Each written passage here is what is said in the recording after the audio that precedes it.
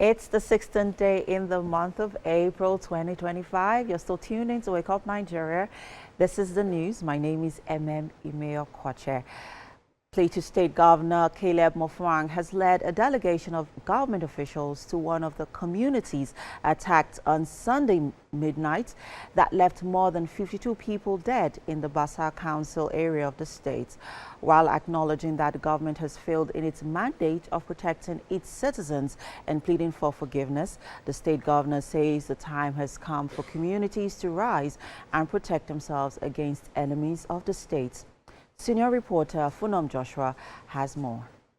We are here at Kimakpa village, one of the communities attacked by gunmen Sunday midnight, where over 62 people lost their lives. The Plateau State Governor Caleb Mutfwang is here to see for himself the level of damage and destruction caused by these marauders and also to sympathize with the locals. The governor's first port of call was the residence of the leader of the community, where he met with kingmakers, religious leaders and stakeholders from the area.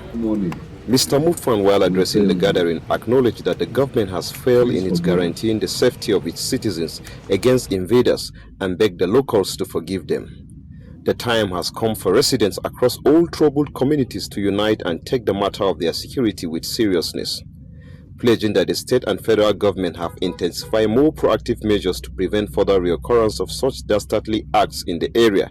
The governor urges communities to rise up and do all within their power to defend and protect themselves against their attackers.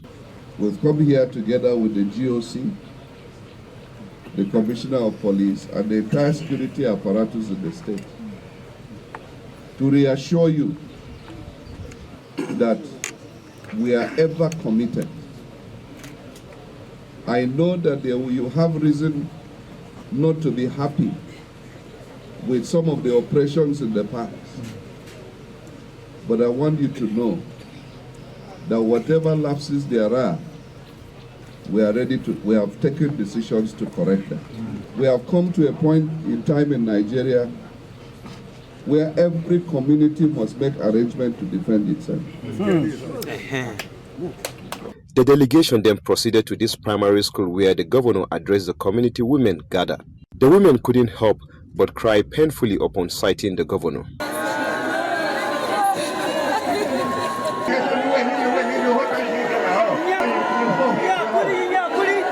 The former governor of Plateau State, John Ajang, condemned the attack. He commended President Bola Tinubu and Governor Mutfwang for the swift response given to the situation. On the narrative circulating that the attack was a communal clash, the former governor appealed to the president to have time with community leaders for first-hand information as opposed to false narratives of the situation. Funom Joshua, TVC News, Kwal. On to the foreign scene, Donald Trump has again blamed Volodymyr Zelensky for starting the war with Russia, a day after a major Russian attack killed 35 people and injured 117 others in the Ukrainian city of Sumy. The U.S. president said Ukraine's leader shared the blame with the Russian President Vladimir Putin for the millions of people dead in the conflict. President Trump on Monday had first described the attack as terrible and said he had been told Russia had made a mistake. He did not give further detail. Moscow said that it had targeted a meeting of Ukrainian soldiers, killing 60 of them, but did not provide any evidence. Meanwhile, Ukrainian media reported that there had been a medal ceremony for military veterans in the city on the day of the attack. President Zelensky sacked Sumy's regional chief on Tuesday for allegedly hosting the event.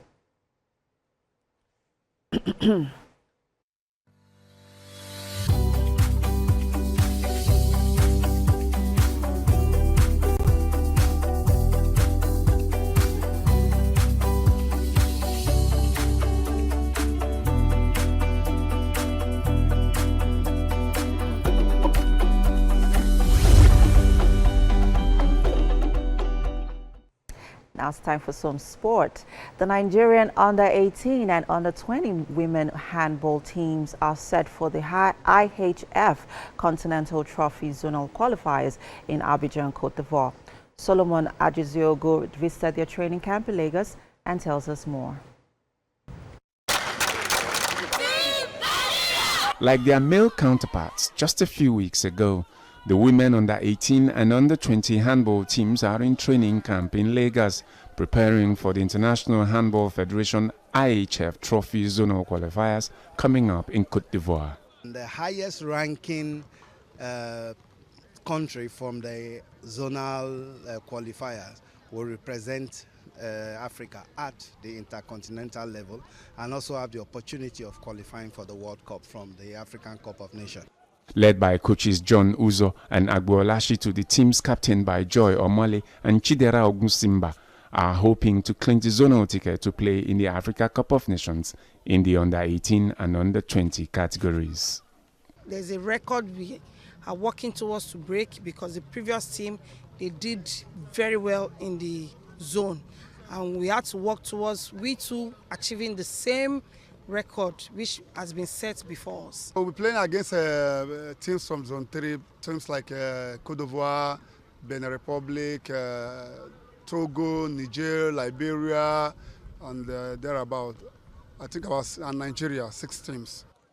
The under-20 girls also have foreign-based professional players like Rahima Bello of Kiryatono of Israel, goalkeeper Kehinde Babatunde of Aspa Cotonou, and Esther Matthew of Adija Cotonou of Benin Republic. Despite the fact that the girls have been together for a while, this is a completely new phase, and we need to inject 1 or 2 players to bring some vibes into the team. We have been training and having some system skills. We have been taught many things. We are fully prepared to go and play the game. We have the assurance to win. We are going there to qualify, by God's grace.